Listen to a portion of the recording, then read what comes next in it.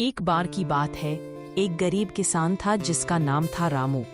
खेत सूख चुके थे, घर में अनाज नहीं था। वह काम की तलाश में शहर की ओर चल पड़ा। रास्ते में उसे एक सेठ जी मिले जो बहुत ही ईमानदार और दयालु थे।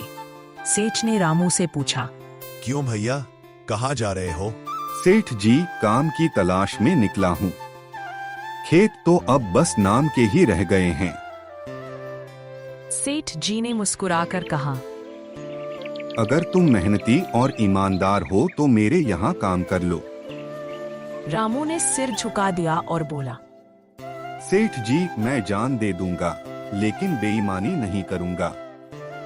बस फिर क्या था, रामू ने सेठ के यहाँ काम करना शुरू किया। वह गायों को चराता, खेतों में हल चलाता, अनाज की देखभाल करता। सेठ जी हर साल उसे बोनस भी देते, नए कपड़े लाते और कभी कभी रामू को अपने बेटे जैसा मानते। फिर एक दिन सेठ जी बोले, रामू, अब तू इस खेत का मालिक बन जा।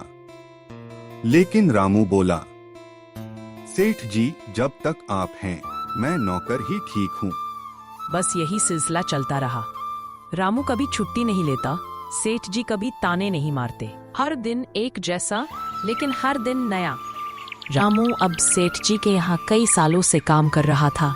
सेठ जी बूढ़े हो चले थे और उनका बेटा शहर में नौकरी करता था, खेतों से कोई मतलब नहीं रखता था। एक दिन सेठ जी ने रामू से कहा, रामू, अब मैं बूढ़ा हो गया हूँ, मेरी आंखें भी कमजोर हो गई हैं। अब से खेतों की देखभाल, अनाज की बिक्री और घर का हिसाब सब तुम्हारे जिम्मे। रामू ने हाथ जोड़कर कहा, सेठ जी, यह मेरा सौभाग्य होगा। मैं आपके भरोसे पर खरा उतरने की कोशिश करूंगा। रामू ने जैसे ही जिम्मेदारी संभाली, अगले ही हफ्ते अनाज का व्यापारी आया और बोला, रामू, थोड़ा हिसाब घुमा दो, फायदा दोनों का होगा। सेठ को क्या पता चलेगा?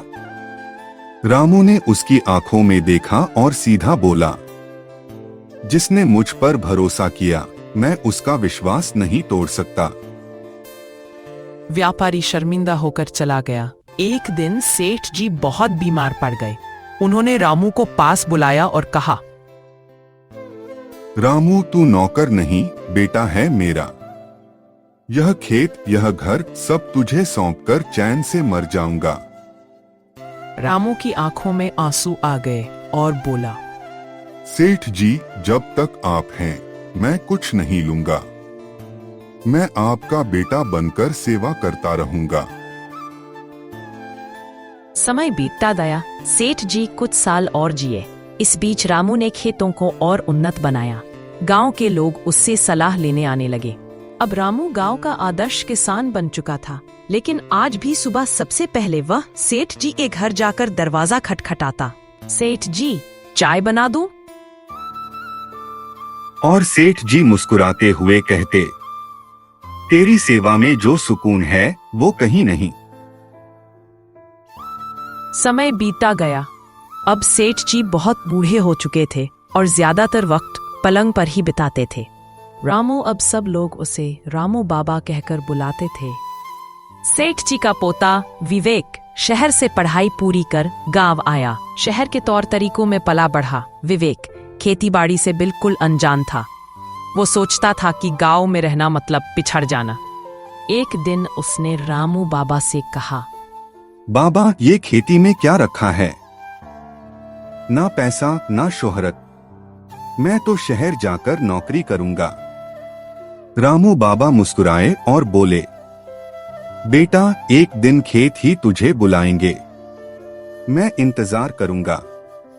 एक साल बारिश नहीं हुई, सूखा पड़ा, नहरें सूख गईं, खेतों में दरारें पड़ गईं। गांव के किसान परेशान हो गए। लोग सोचने लगे, अब क्या होगा? अब तो बर्बादी तय है। रामू बाबा ने गांव की पंचायत बुलाई और कहा, घबराओ नहीं, मैं हूं ना। हम सब मिलकर मेहनत करेंगे, नई तकनीक अपनाएंगे, कुएं गहरे खोदेंगे और खेती बचाएंगे। लेकिन लोग बोले, बाबा, अब आपकी उम्र हो गई है, आप आराम करो। तभी विवेक अचानक पंचायत में आ पहुंचा। विवेक ने सबके सामने कहा, मैंने बाबा से सीखा है कि मेहनत और ईमानदारी कभी हार नहीं मानती। मैं शहर से नई टेक्नोलॉजी लाऊंगा, ड्रिप इरिगेशन, सोलर पंप और मिट्टी टेस्टिंग जैसे उपाय अपनाएंगे। एक दिन रामू बाबा खेत के किनारे बैठे धूप सेंक रहे थे। विवेक उनके पास आया और बोला, बाबा, आपने जो बोया था वो आज लहलहा रहा है। रामू बाबा बोले, बेटा, जमीन पर हल चलाना आसान है, लेकिन दिलों में भरोसा बोना सबसे बड़ी खेती होती है। और फिर अगले ही दिन रामू बाबा चुपचाप मुस्कुराते हुए अपनी अंतिम नींद सो गए। रामू बाबा अब इस दुनिया में नहीं रहे, लेकिन उनका नाम, उनके कर्म और उनकी ईमानदारी हर किसी की जुबान पर थी।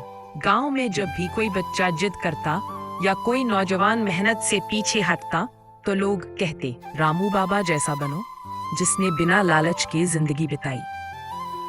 विवेक ने बाबा की हर बात को अपने जीवन में उतार लिया।